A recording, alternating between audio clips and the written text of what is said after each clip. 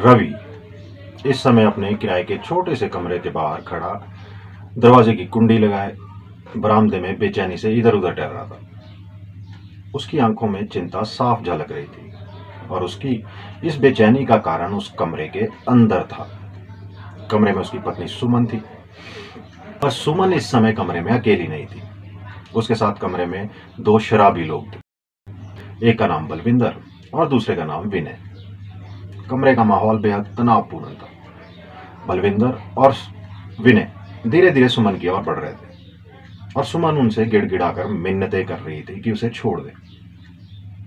बलविंदर ठहाका लगाते हुए बोला, ऐसे कैसे छोड़ दें? तेरा पति तुझे जुए में हमसे हार चुका है और ऊपर से उसके ऊपर मेरा कर्ज भी बाकी है। बलविंदर की बात सुनकर सुमन की आंखों में और भी भय आ गया। बलविंदर ने आगे कहा, अगर तू वो पैसे लौटा सकती है तो हम तुझे छोड़ देंगे, लेकिन अगर नहीं तो तेरा पति तुझे खुद हमारे पास छोड़ के गया। अब अपनी रजामंदी से वो कर ले जो हम चाहते हैं, तो तेरे पति का सारा कर्ज माफ हो जाएगा और तू भी आजाद हो जाएगी।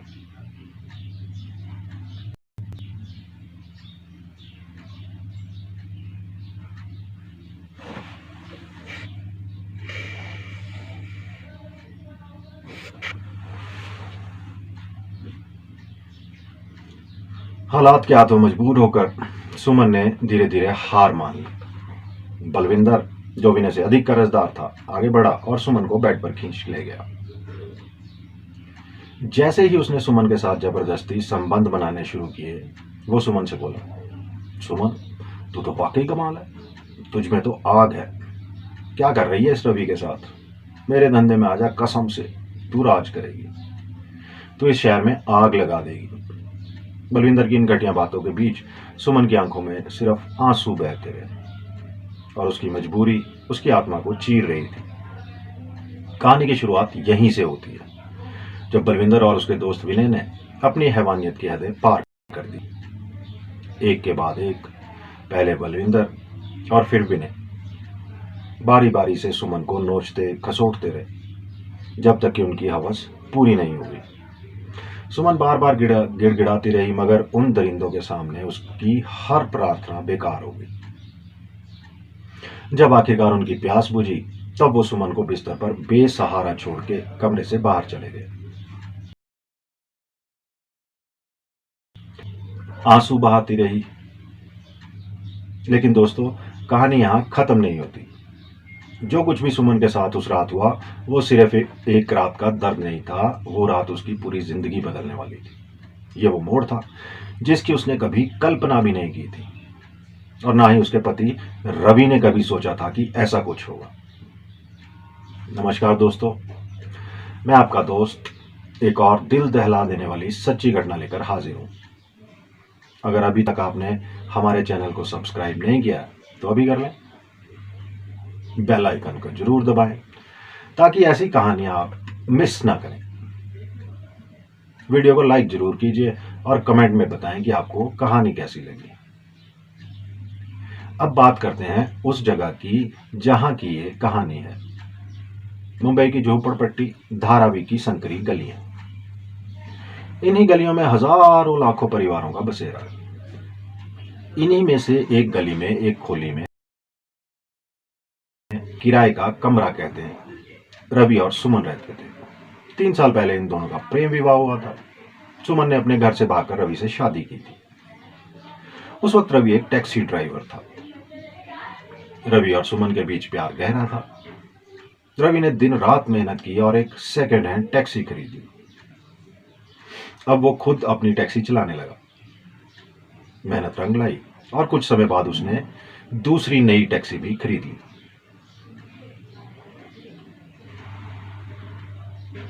अब उसके पास दो टैक्सियां थी और वो अच्छा खासा पैसा कमाने लगा था। सुमन को हर सुख सुविधा देने की कोशिश करता और सुमन भी जिंदगी में खुश थी। पैसे आ रहे थे, प्यार भी था, उनकी जिंदगी ठीक ठाक चल रही थी। लेकिन दोस्तों, जैसा कि हम जानते हैं, जिंदगी कभी स्थिर नहीं रहती। जल्दी ही उनकी जिंदगी में ऐसा तूफान आया जिसने सब कुछ बदल कर रख दिया। वो कहते हैं ना, जब इंसान के पास पैसा आने लगा अगर ये शौक सही दिशा में हो तो कोई बात नहीं, लेकिन अगर इंसान बुरी आदतों और गलत रास्ते पर चल पड़े तो वहीं से उसकी जिंदगी का पतन शुरू हो जाता है। ऐसा ही कुछ होने वाला लगा था अब रवि के साथ भी। जैसे जैसे उसके पास पैसे आने लगे वैसे वैसे उसके शौक भी बदलने लगे।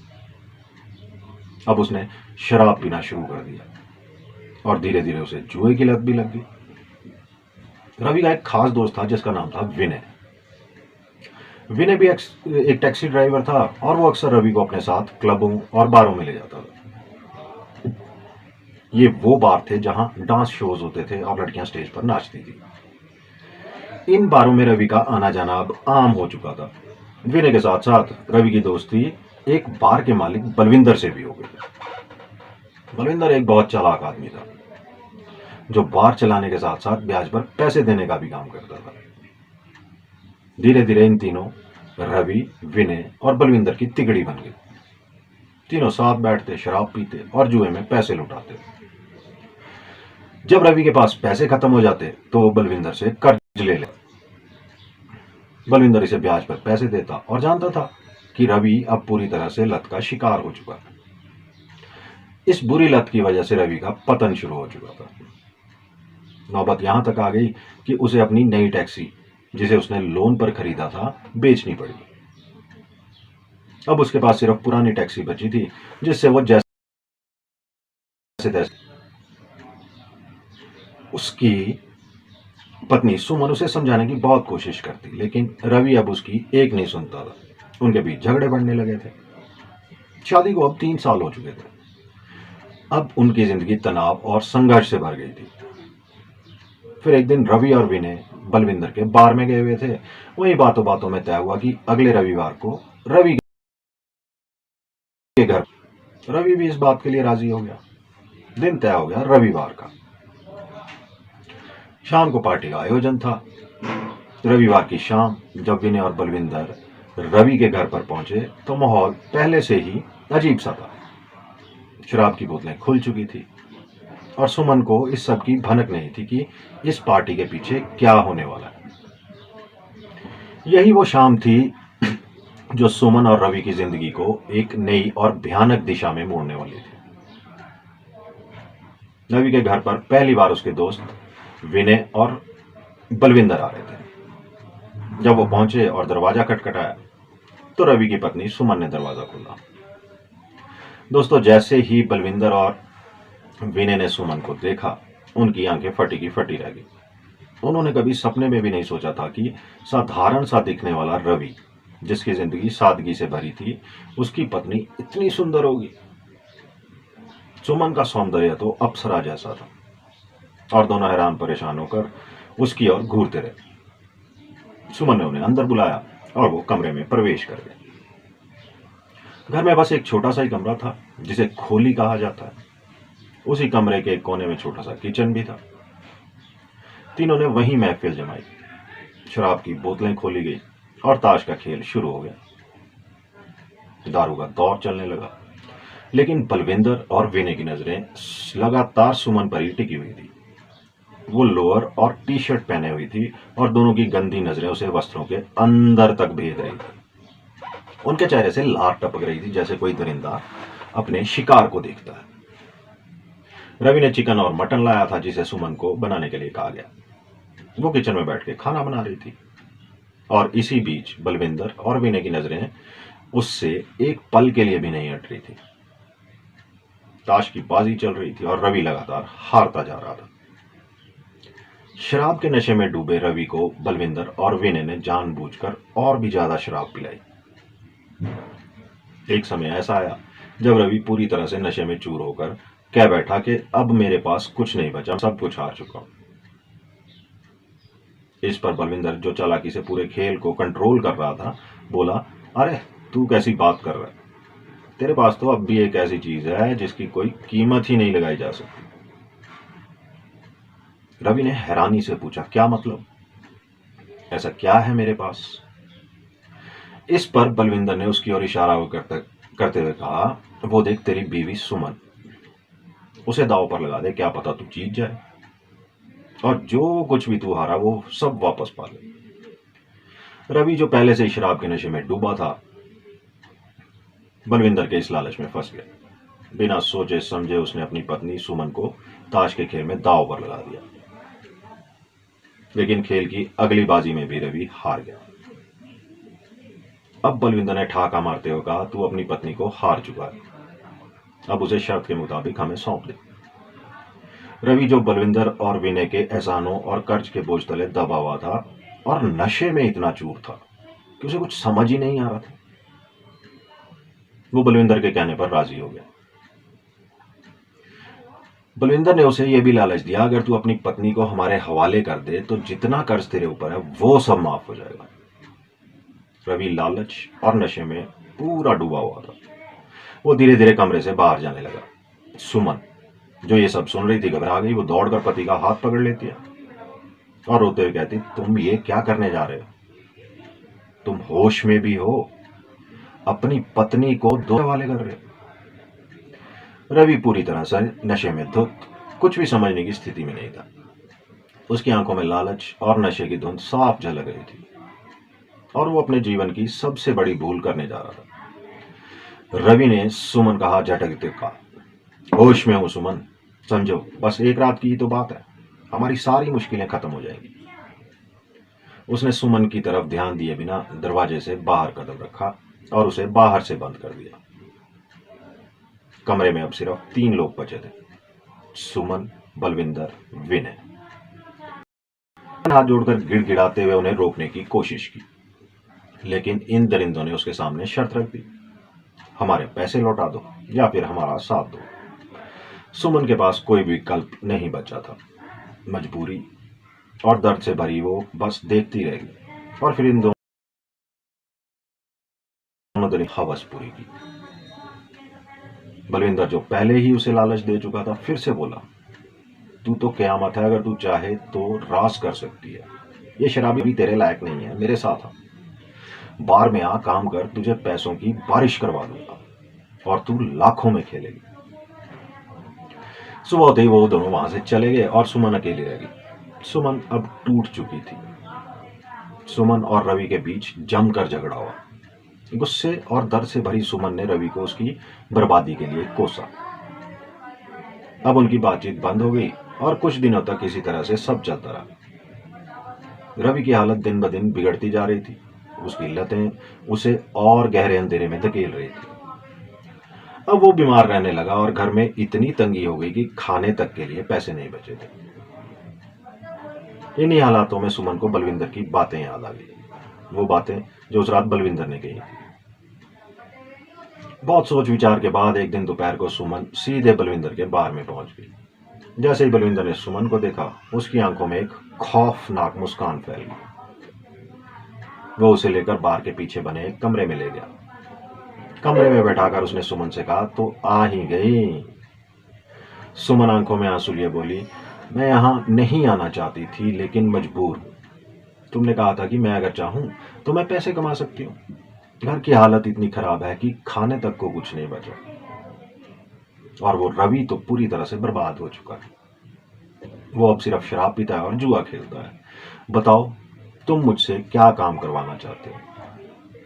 बलविंदर ने सुमन का हाथ पकड़कर खिड़की के पास ले गया। उसने नीचे इशारा किया, जहां शराब के नशे में डूबे हुए ग्राहक बैठे थे।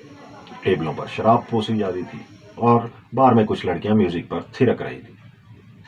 बलविंदर ने मुस्कुराते हुए कहा, देखिए लड़कियां कैसे पैसे कमा रही हैं। अरे यहां तो हर रात लाखों रुपए आते हैं। अगर तू भी चाहती है कि तेरे घर में भी पैसे की कमी ना हो तो बस ये काम शुरू कर दे। तुझे तो सिर्फ नाचना है, बाकी मैं संभाल लूंगा। तेरा पति जैसे बर्बाद है वैसा ही रहेगा, लेकिन तू रानी बन जाएगी। सोच ले, फैसला तेरा है। सुमन अब उस खौफनाक सच्चाई के सामने खड़ी थी जहां उसके पास कोई रास्ता नहीं बचा था। सुमन अब धीरे धीरे बलविंदर के जाल में फंसती जा रही थी। वो ग्राहकों को शराब परोसने लगी और उसके सामने जो हो रहा था वो उसे हिला देने वाला था। वहां बैठे ग्राहक लड़कियों को बेहिचक छू रहे थे।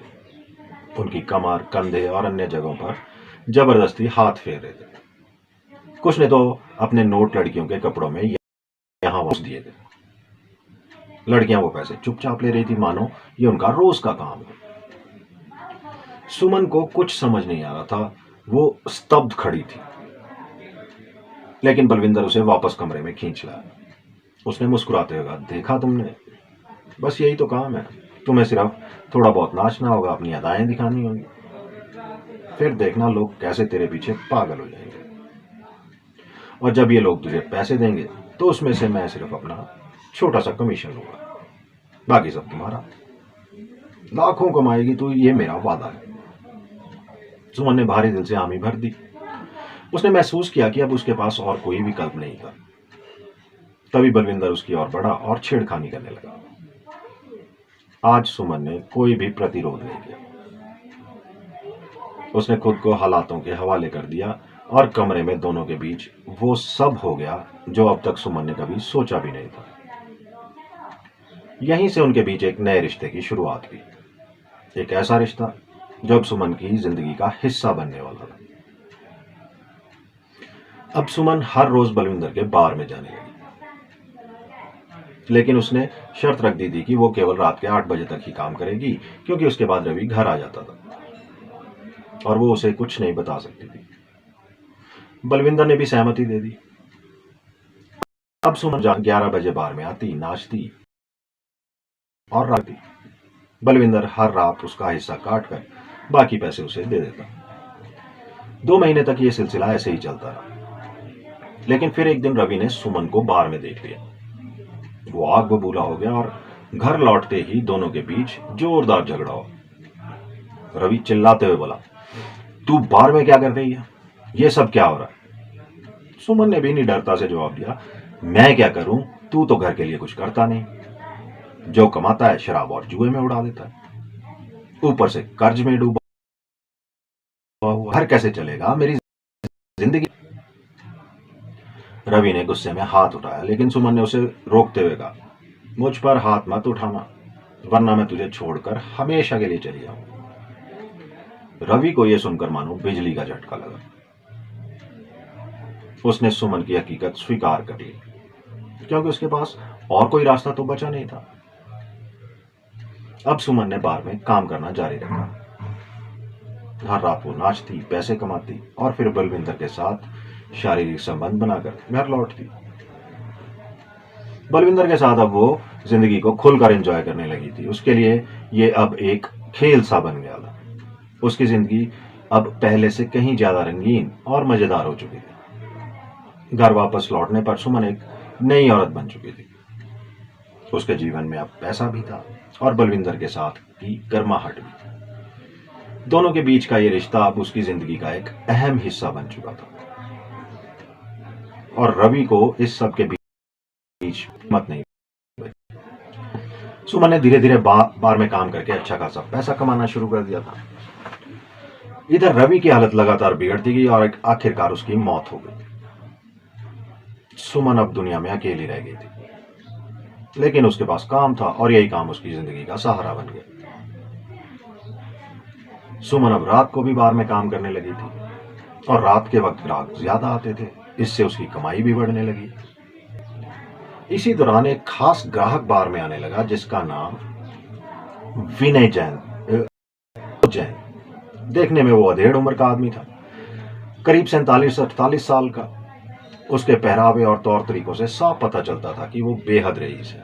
हाथों में सोने की अंगूठियां, गले में मोटी सोने की चेन, महंगा मोबाइल, सफेद कपड़े, सब कुछ उसकी शान शौकत की गवाही देते थे। विनोद जब भी बार में आता, उसकी नजरें हमेशा सुमन पर ही टिकी रहती। वो सिर्फ सुमन से ही सर्विस लेता और उस पर दिल खोलकर पैसे लुटाता। उसकी दीवानगी इतनी बढ़ गई थी कि वो बार बार सुमन के पास आकर बैठता और घंटों उसे देखता रहता। एक दिन सुमन नाचते नाचते विनोद को शराब सर्व कर रही थी। विनोद ने अचानक धीरे से कहा, सुमन, मैं तुमसे बहुत प्यार करता हूं, मैं तुमसे शादी करना चाहता हूं। सुमन ये सुनकर सन रह गई। उसे लगा कि ये तो वही आदमी है जो हर रात उस पर नोट बरसाता था, लेकिन अब वो शादी की बात कर रहा है। विनोद ने फिर कहा, देखो, मैं तुम्हें मजबूर नहीं कर रहा, मैं चाहता हूं कि तुम एक बार से बात करो। ये कहकर उसने अपना बिजनेस कार्ड सुमन को थमा दिया। सुमन ने कार्ड को चुपचाप अपनी साड़ी में छुपा लिया और सोचा कि आगे क्या करना है। माफ करना दोस्तों। अगले दिन सुमन ने तय किया कि वो विनोद से मिलने जाएगी। उसने कार्ड पर लिखे पते को देखा और जब वहां पहुंची तो उसकी आंखें फटी फटी रह गई। ये कोई साधारण घर नहीं था, बल्कि एक आलीशान महल जैसा घर था, बंगला था। उसके पोर्च में 2-3 महंगी गाड़ियां खड़ी थी और नौकर चाकर भी वहां पर मौजूद थे। अंदर जाने पर उसे पता चला कि हर कोने में महंगी और नायाब चीजें रखी हुई थी। घर का हर हिस्सा उसकी अमीरी की कहानी बयां कर रहा था। सुमन जब अंदर पहुंची तो विनोद उसे देखकर मुस्कुराया। उसने सुमन को सोफे पर बैठने का इशारा किया और कहा, देखो सुमन, यह है मेरा घर, मेरा एम्पायर। मैं एक बड़ा बिजनेसमैन हूं, लेकिन मैं बहुत अकेला हूं। मेरी पत्नी का कई साल पहले देहांत हो चुका है और मेरी कोई औलाद भी नहीं है। मेरी जिंदगी में कोई नहीं है सिवाय इस दौलत के। विनोद की बातों में एक अलग तरह की सच्चाई थी। उसने सुमन से कहा, तुम्हारे साथ मैं एक नई जिंदगी शुरू करना चाहता हूं। मैं एक बार डांसर के रूप में नहीं देखता। तुम मेरे साथ रहोगी तो ये सब कुछ तुम्हारा होगा। तुम्हें कभी भी किसी चीज की कमी नहीं होगी। सुमन के दिल में एक अजीब सी हलचल थी। वो सोचने लगी, क्या ये उसकी जिंदगी का वो मोड़ है जहां से उसकी तकदीर बदल सकती है। विनोद ने आगे कहा कि जब से मैंने तुम्हें देखा है सब कुछ बदल चुका है। अब बस तुम ही तुम दिखाई देती हो। मैं तुम्हें चाहने लगा हूं और अगर तुम मुझसे शादी कर लो तो मेरी जिंदगी पूरी तरह से बदल जाएगी। विनोद जैन ने अपनी गहरी नजरों से सुमन की तरफ देखा। सुमन को देखकर समझ आ रहा था कि उम्र का फासला बड़ा था। जहां वो 25-26 साल की जवान लड़की थी, वहीं विनोद जैन 47-48 साल का अधेड़ उम्र का आदमी था। लेकिन सुमन को इस वक्त विनोद की उम्र नहीं बल्कि उसकी दौलत दिखाई दे रही थी। काफी सोचने विचारने के बाद सुमन ने हामी भर दी। उसकी सहमति सुनते ही 2 गिलास वाइन उठाई, एक सुमन को दिया और दूसरा खुद थामा। धीरे धीरे वो सुमन के करीब आ गया और बातें करते करते सुमन पर हाथ रख दिया। सुमन ने भी उसे रोकने की कोई कोशिश नहीं की। सब कुछ जैसे एक स्वाभाविक तरीके से हो रहा था। कुछ ही समय में दोनों के बीच की दूरियां मिट गई और वह एक दूसरे में खो गए। इसके बाद सुमन ने बलविंदर से मिलने का फैसला किया।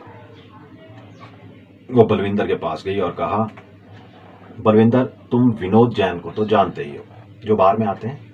उन्होंने मुझसे शादी का प्रस्ताव रखा है और मैंने उनकी बात मान ली है। बलविंदर एकदम सन्न रह गया। उसने सुमन को समझाने की कोशिश की। देख, तू अच्छा खासा पैसा कमा रही है, तू खुद की मालकिन है, क्यों इन झमेलों में पड़ रही हो। लेकिन सुमन ने बलविंदर की एक ना सुनी। उसने साफ कह दिया, मैं अब ये बार में काम नहीं करूंगी।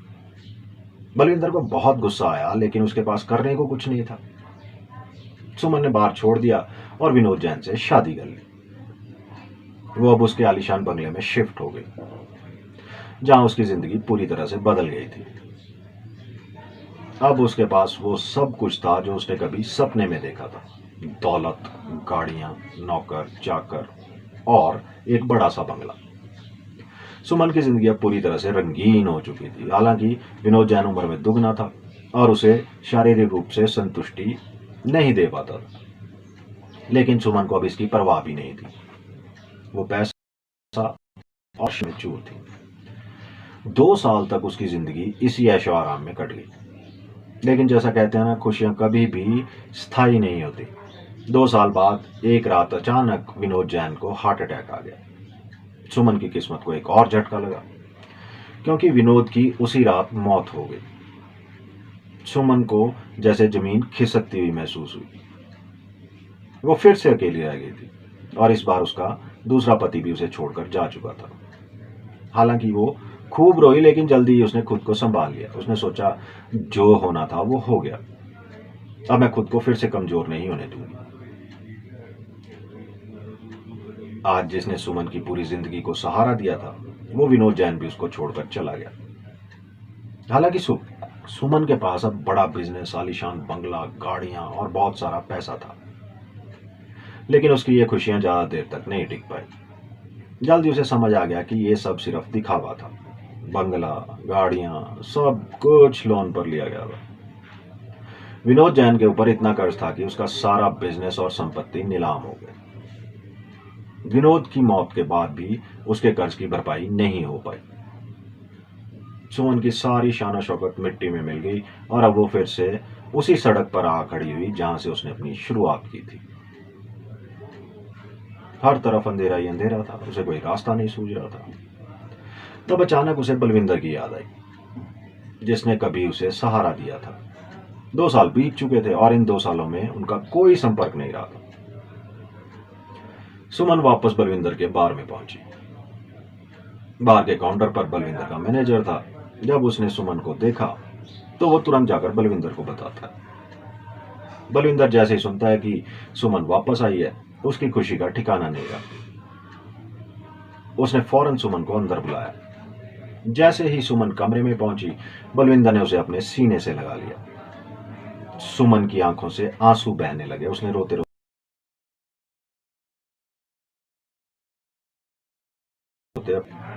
कि सुमन के साथ इतना बुरा हुआ। सुमन ने उसे कहा, बलविंदर, मैं फिर से सड़क पर आ गई हूं। मेरे पास ना काम है ना पैसा। क्या तुम मुझे फिर से वही पुराना काम दे सकते हो? बलविंदर ने सुमन की तरफ देखा और बोला, देखो सुमन, 2 साल बीत चुके हैं। अब बार में डांस वाला काम बंद हो चुका है। अब कानून बहुत सख्त हो गए हैं और पुलिस का भी काफी दबाव है। लेकिन तू चिंता मत कर, मैं तेरे लिए कुछ ना कुछ इंतजाम जरूर करूंगा। उसने सुमन का मोबाइल नंबर ले लिया। लेकिन बात यहीं खत्म नहीं हुई। बलविंदर अब भी सुमन के प्रति अपनी पुरानी भावनाओं को नहीं रोक पाया और सुमन ने भी कोई विरोध नहीं किया। दोनों ने फिर से एक बार अपने पुराने रिश्ते को जिया और उसके बाद सुमन वहां से चली गई। 2 दिन बाद बलविंदर का फोन आया। उसने सुमन से कहा, देखो सुमन, अब वो पुराना काम तो नहीं हो सकता, लेकिन मेरे पास तेरे लिए एक नया मौका है। अगर तू इस काम में आई तो तू वाकई राज करेगी और इस बार तो लाखों में कमाएगी। सुमन ने हैरानी से पूछा, क्या काम है? बलविंदर ने थोड़ा रुकते हुए कहा, तुझे फिल्मों में काम करना होगा, लेकिन वो वैसी फिल्म है। सुमन को बात समझ नहीं आई तो उसने पूछा, कैसी फिल्म है? बलविंदर ने स्पष्ट किया, ब्लू फिल्म्स। तुझे गंदी फिल्मों की नायिका बनना पड़ेगा। सुमन सन्न रह गई। उसकी आंखें फटी रह गई। उसे लगा, क्या यही उसकी जिंदगी का अगला पड़ाव था? क्या बकवास कर रहे हो बलविंदर? सुमन ने चौंकते हुए कहा। बलविंदर ने शांत रहते हुए जवाब दिया, देख, मेरे एक दोस्त हैं डायरेक्टर, उनका काम यही है और ज्यादातर लड़कियां जो हमारे डांस से निकली हैं वही काम कर रही हैं और अच्छा पैसा भी कमा रही हैं। अगर तुम चाहो तो मैं तुम्हें उनसे मिलवा सकता हूं। तुम सोच लो, मर्जी तुम्हारी है, मैं कोई दबाव नहीं डाल रहा। सुमन ने सोचने का समय मांगा और फोन काट दिया और कई दिनों की सोच विचार के बाद उसने तय कर लिया कि वो इस नए काम के लिए हामी भर देगी। बलविंदर ने तुरंत अपने दोस्त डायरेक्टर से मिलवाया। डायरेक्टर ने सुमन को देखा और हैरान रह गया। उसने बलविंदर से कहा, भाई तू क्या आइटम लाया है? सचमुच मार्केट में आग लगा देगी। अब शूटिंग का दिन आया और सुमन जब सेट पर पहुंची तो वो देखती है कि कमरा शानदार ढंग से सजाया गया। पलंग पर 2 युवक पहले से ही तैयार बैठे। सुमन ने बलविंदर की ओर देखा और पूछा, क्या मुझे इन दोनों के साथ संबंध बनाने होंगे? डायरेक्टर ने हाँ में जवाब दिया और कहा, आज की स्टोरी लाइन ऐसी ही है, तुम्हें यही करना पड़ेगा। सुमन ने चुपचाप हामी भर दी और शूटिंग शुरू हो गई। सुमन ने निर्देशों के अनुसार काम किया और शूटिंग क्रू के सामने वो अपना प्रदर्शन करने लगी। पहले तो उसे हिचकिचाहट हुई, लेकिन तरह से घुस गई तो सुमन तो रातों रात स्टार बन गई। सुमन की डिमांड बढ़ती गई और डायरेक्टर ने उसे लगातार काम देने शुरू कर दिया। उसकी वीडियोस धड़ल्ले से बिकने लगी और सुमन बहुत पैसे कमाने लगी। अब उसकी जिंदगी पूरी तरह से बदल चुकी थी। बंगला, गाड़ी और शानदार जीवन। सुमन को फिर से वही शान शौकत वापस मिल गया। इसके साथ सुमन बलविंदर और डायरेक्टर दोनों के साथ भी संबंध बनाने लगी। उसके लिए ये सब अब बिल्कुल आम हो गया था, क्योंकि उसने इसे अपना बिजनेस बना लिया। लेकिन एक सुबह बलविंदर के फोन पर एक अनजान नंबर से कॉल आई। जब बलविंदर ने फोन उठाया तो सामने से आवाज आई, मैं इंस्पेक्टर दिनेश यादव बोल रहा हूं। पुलिस के नाम से बलविंदर का दिल जोर से धड़कने लगा। बलविंदर को लगा कि उसे कुछ समझ नहीं आ रहा है। इंस्पेक्टर ने कहा, क्या तुम सुमन को जानते हो? बलविंदर ने जवाब दिया, हाँ जानता हूं, क्यों? इंस्पेक्टर ने कहा, तुम्हें तुरंत थाने आना होगा। बलविंदर ने घबराते हुए थाने की ओर दौड़ लगा दी। जब वो वहां पहुंचा तो पुलिस ने उसे एक गाड़ी में बिठाया और थाने ले गए। थाने पहुंचते ही बलविंदर को एक खौफनाक दृश्य का सामना करना पड़ा। सुमन की लाश खून से लथपथ उसके बेडरूम के बिस्तर पर पड़ी थी। यह देखकर बलविंदर दंग रह गया और चीखने चिल्लाने लगा। सुमन के साथ ये क्या हुआ, कैसे हुआ? पुलिस ने उसे कहा, तुम हमें बताओ कि ये कैसे हुआ। ये तुम्हारी दोस्त थी, तुम्हारे फोन में उसकी आखिरी कॉल भी तुम्हारे ही नंबर पर की गई थी। अब पूछताछ के दौरान बलविंदर ने पुलिस को सब कुछ बता दिया। डायरेक्टर को भी गिरफ्तार कर लिया गया। साथ ही उसके क्रू के बाकी सदस्यों को भी पुलिस ने पकड़ लिया। पुलिस ने सभी को कड़ी पूछताछ के दायरे में लिया। बलविंदर और डायरेक्टर ने आरोपों से साफ इनकार किया, लेकिन पुलिस को समझ नहीं आ रहा था कि अगर इनका कोई लेना देना नहीं है तो सुमन की हत्या किसने की। जैसे ही पुलिस ने सख्ती दिखाई तो कैमरामैन टूट गया और उसने अपना गुनाह कबूल कर लिया। उसने कहा, मैं सुमन से बहुत प्यार करता था, मैंने उसे, और उसने पहले किया था, लेकिन बाद में उसने मुझसे शादी से इनकार कर दिया और मैंने जो प्रोग्राम मलेशिया या थाईलैंड बनाया था वहां जाने से भी मना कर दिया। मेरा पूरा प्लान फेल हो गया और उस दिन शराब के नशे में मैंने उसे मार डाला। सुमन के खून का राज खुल गया और कैमरामैन के खिलाफ हत्या की धाराएं लगाई गई। बाकी के लोगों पर भी विभिन्न आरोप लगाए गए। उन्हें अदालत में पेश किया गया और जेल भेज दिया गया। बलविंदर ने इस सब में अपनी सफाई दी और उसे इस मामले से पूरी तरह से बाहर कर दिया गया। डायरेक्टर पर भी कोई गंभीर आरोप नहीं लगा और उसकी जमानत भी हो गई। कत्ल के मामले में केवल कैमरामैन को ही सजा मिली। दोस्तों, देखिए कैसे एक लड़की की महत्वाकांक्षा ने उसे आकाश से धरती तक पहुंचा दिया और फिर भी वो अंततः अपने जीवन की कीमत चुकाती है। आजकल के युवा अपनी उम्र के जोश और प्रेम में अपने माता पिता की बातों को नजरअंदाज कर देते हैं। उन्होंने जिनकी मेहनत और प्यार से पाला, उसी के खिलाफ जाकर कुछ दिन पहले मिले किसी साथी के प्यार में पागल हो जाते हैं, शादी कर लेते हैं और अपनी जिंदगी के फैसले खुद लेने लगते हैं। और अक्सर इसका परिणाम दुखद ही होता है, जैसा कि सुमन के साथ हुआ। सुमन की कहानी इसका एक उदाहरण है, जिसमें उसने अपने परिवार और माता पिता के खिलाफ जाकर एक गलत फैसला लिया। रवि से शादी करके उसने अपनी जिंदगी को खतरे में डाल दिया। अगर उसने ऐसा ना किया होता तो शायद आज भी वो जिंदा होती और इस नर्क जैसी जिंदगी से बच सकती थी। लेकिन आज के युवा अक्सर अपने माता पिता को ही दुश्मन मानते हैं और प्यार के नाम पर सब कुछ भूल जाते हैं। भगवान भी उन्हें केवल उस प्रेमी में ही नजर आता है और परिवार दुश्मन लगता है। ये थी आज की कहानी। आपको कहानी कैसी लगी कमेंट बॉक्स में जरूर बताइएगा। अच्छी लगी हो तो लाइक करके जाइएगा और चैनल को अभी तक सब्सक्राइब नहीं किया है तो प्लीज सब्सक्राइब कर लीजिए। जल्द हाजिर होता हूं एक और कहानी के साथ। तब तक आप अपना और अपनों का बहुत सा ख्याल रखें। खुश रहें। जिंदगी जिंदाबाद।